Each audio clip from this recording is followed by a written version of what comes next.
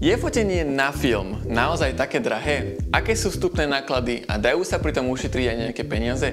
Presne toto si rozoberieme v dnešnom videu, takže pozeraj do konca, kde ti prezradím nejaké tie tipy, ako sa tie peniažky dajú trošku ušetriť. Ak si tu nový, volám sa Majo a som fotograf a kameraman z Bratislavy a tvorím obsah zameraný na foto a video prostredie, s trošku lásky ku káve a občas aj nejaké to cestovanie. Čiže ak ťa baví podobný obsah, tak jednoznačne daj odber na tento kanál a my sa poďme pustiť na video. Nebudeme si klamať, analogová fotografia je naozaj celkom drahá záležitosť a v mnohých prípadoch, kedy sú tie fotografie fotené na takéto lacné point and shoot foťaky, tak tie fotky vyzerajú ešte otrasne. Ale aj takto milujeme si proste do tých foťačíkov nalodovať nejaký ten koračík alebo Fuji a proste zobrať si ten foťačík so sebou na party alebo na prechádzku alebo len tak von proste s kamošmi a cvakať. A tie fotky výsledné, aj keď nevyzerajú úplne dokonalo, majú proste taký ten šmrnc, majú tú emóciu, majú tú takú dušu. No keď príde čas nakúpiť nové rolky alebo dať vyvolať tie, čo sme už vyfotili, tak nás veľakrát zabolí peňaženka. Vyvolania z Kenfoťaku 12 € a 3 rolky Kodaku Gold 200 do zásoby ďalších 30 €. Au. Je však pár spôsobov, ako si toto fotenie na film spraviť trošku lacnejšie, alebo pokiaľ chceš s takým niečím ešte len začať, ako sa do toho dostať bez toho, aby ti odpálilo dekel.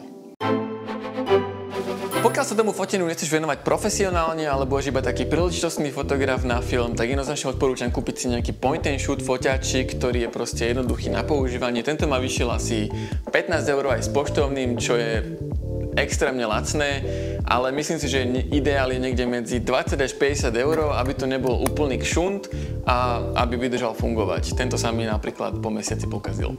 Vždy si o tom danom foťaku sprav nejaký taký malý research. Pokiaľ chceš lepšie a kvalitnejšie fotky, alebo lepší a drahší foťák, ktorý ti odfotí lepšie fotky, alebo chceš iba upgradenúť svoj foťák, tak jednoznačne odporúčam niečo také ako takáto zrkadlovka, napríklad od Canonu. Toto je Canon EOS 3000N, má vymeniteľný objektív, samotné telo má stálo asi 65 €, objektív asi 30 €. Je to taký celkom lacný objektív, ale je stále stokrát lepší ako objektívy na takých point and shootoch. Pri takýchto zrkadlovkách máš už možnosť pokročilých funkcií, autofokus a manuálne nastavenie všetkých parametrov, čiže je to naozaj niečo trošku lepšie, ale zároveň aj drahšie. Vieš takéto fotoaparáty zohnať od nejakých 50-60 € až po stovky, tisícky eur. Každopádne odporúčam tieto fotoaparáty kupovať nie radšej z bazošu, pretože tam nikdy nevieš, čo si kupuješ, ale radšej z nejakých stránok, ktoré sa tomu reálne venujú, ako napríklad Minulelab, kde všetky tieto foťaky, ako aj tento konkrétne, ktorý som si ja u nich kúpil, prešli testovaním všetkých komponentov a je reálne záruka, že ten foťak bude fungovať. A v Minulelabe dokonca na niektoré tieto fotoaparáty dávajú 6-mesačnú záruku, čo je proste pri ich veku rarita. Dobre, kúpil si foťačik a teraz je čas kúpiť si nejaký film, ktorý si do tohto foťaku vložíš. Máš na výber od čierno-bielých po farebné, od profesionálnych po filmy pre bežných konzumentov. Farebné filmy sa pohybujú rozmedzi niekde od 10 až po niečo cez 20 €. A tie čierno-biele sú trošku lacnejšie a pohybujú sa niekde v rozmedzi od 5 až niečo cez 15 až 20 €, dajme tomu. Na trhu je mnoho výrobcov filmov, ale medzi tie najznámejšie patria napríklad Kodak, Fujifilm alebo Cinestill napríklad pre tie farebné a pre tie čierno-biele je to zase napríklad Fomapan, Ilford. Všetky tieto filmy sú označené rôznymi číslami a to 50, 100, 200, 400 alebo 800 alebo ešte sa dajú kúpiť aj citlivejšie filmy.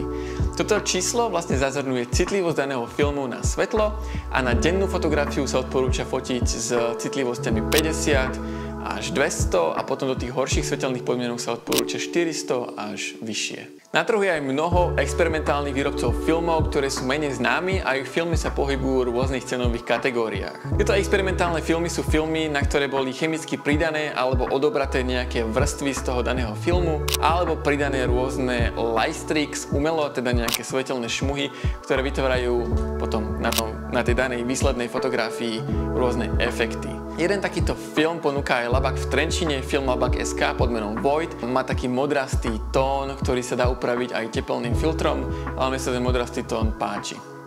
By the way, ak chceš vidieť viac z mojej foto alebo videotvorby alebo viac z môjho života, nejaké behind the scenes, backstage alebo takéto niečo, tak jednoznačne daj odber, teda follow na môj Instagram, kde presne toto nájdeš. No, takže máš foťačik, máš film, ktorý si už stihol vycvakať a teraz je na čase ho dať vyvolať a oskenovať. Niekoho z vás by možno napadlo, že prečo si toto nemôže človek spraviť doma.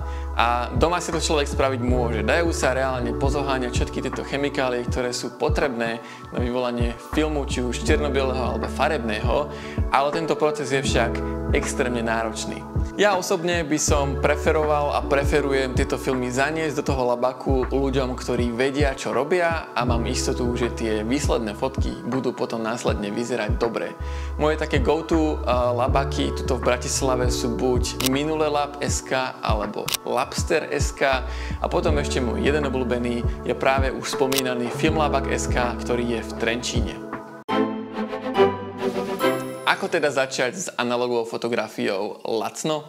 Jednoznačne odporúčam kúpiť si nejaký lacný point and shoot foťák a kúpiť si do ňoho nejaký na začiatok čierno-biely film alebo nejaký ten najlacnejší Kodak, aby si vyskúšala alebo vyskúšal a zistil, ako to celé funguje a čiže tento proces vôbec bude baviť. Vstupné náklady teda v takomto prípade budú okolo 20 až 30 eur, pokiaľ teda nejaký foťák zoženieš v rozmedzi okolo tých 20 eur a k tomu si kúpiš film za nejakých 5-6 eur. No a na záver ešte nejaké moje tipy, ako ušetriť nejaké peniažky s analogovou fotografiou. Pokiaľ chceš ušetriť nejaké peniaze na vyvolaní a skene fotografií, tak v labaku Labster.sk majú pre študentov vlastniacich ISIC kartu zľavu, sa mi zdá, že 10 alebo 20% na vyvolanie a sken fotografií, čo ti vie ušetriť nejaké peniažky. Pokiaľ chcete ušetriť nejaké ďalšie peniaze, a to teda na rolkách alebo farebnom filme, tak odporúčam pozrieť si ponuku labaku Filmlabak.sk v Trenčíne, kde pri zakúpení a následnom vyvolaní ich už spomínaného filmu Void získate 2 rolky tohto filmu zdarma, čo je si myslím, že extrémne dobrá ponuka. Ak ste toto video dopozerali až sem, tak vám veľmi pekne ďakujem a dúfam, že som vám pomohol prejsť nejakým tým procesom výberu analogového foťaku, ako aj filmu, ktorý bude ten pravý pre vás. Do komentára mi môžete napísať, aký foťak vy už vlastníte, ak nejaký vlastníte, a aký je váš obľúbený film na fotenie, poprípade či sa pozrite na ponuku filmov, ktoré som spomenul v tomto videu. Ja budem, ako som už spomínal, rád za odber na tento kanál a like na toto video, pokiaľ sa vám páčilo a idem makať na niečom ďalšom, tak sa zatiaľ majte a čaute.